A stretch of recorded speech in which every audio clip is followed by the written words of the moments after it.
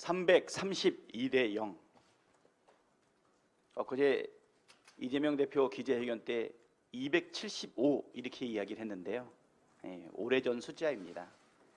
224대 0에서 275대 0으로 310대 0에서 329대 0으로 332대 0.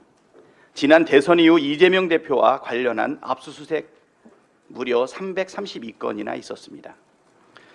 오늘이 대통령 선거일로부터 352일째 되는 날입니다. 대선 이후 하루에 한 번꼴로 압수수색했다는 말입니다. 독재 국가에서도 이처럼 집요한 탄압은 사례를 찾아보기 힘듭니다.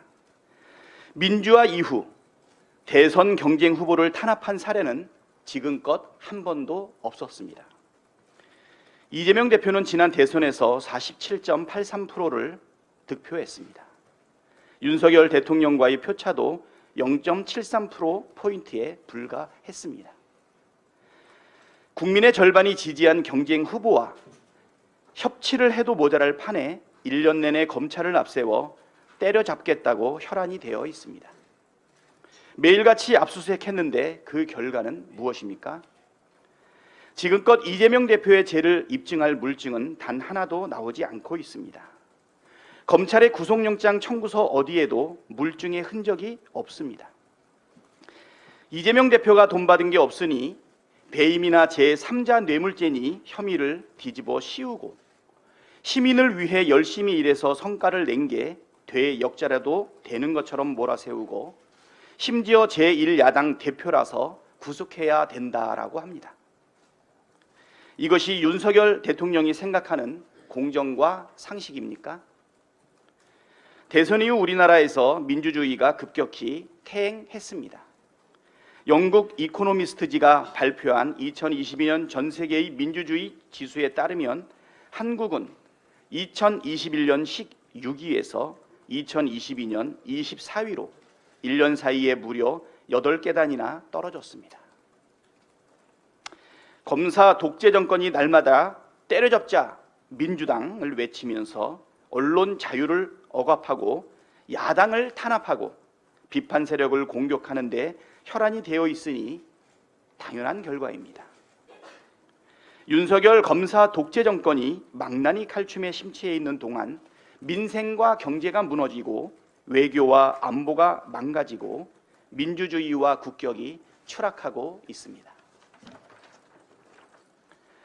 국민은 치솟는 물가와 공공요금에 등골이 휘는데 정부는 변변한 대책 하나 내놓지를 못하고 오직 제1야당 대표 이재명 때려잡을 궁리만 하고 있습니다. 최고 권력자의 눈밖에 나면 여당 인사에게도 칼을 휘두릅니다.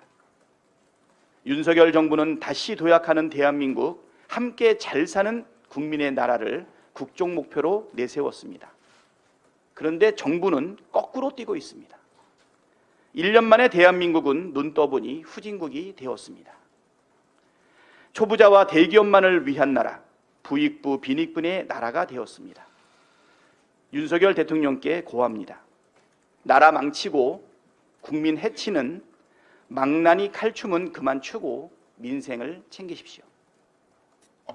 국가의 미래와 국민의 삶을 돌보지 않는 대통령을 우리 국민께서 용납하지 않을 것입니다. 대한민국의 주인은 대통령도 검사도 아닌 국민입니다.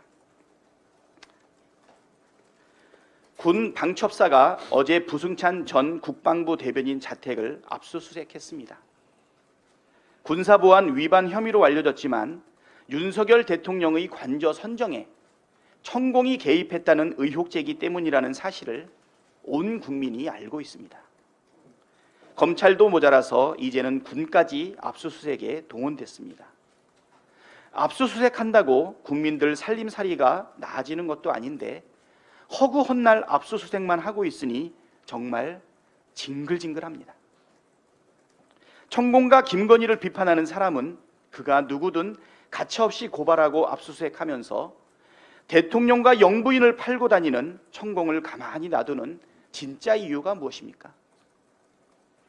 절대 드러나면 안 될 커다란 비밀이라도 있습니까? 그게 아니라면 즉시 천공을 수사하십시오. 이상입니다.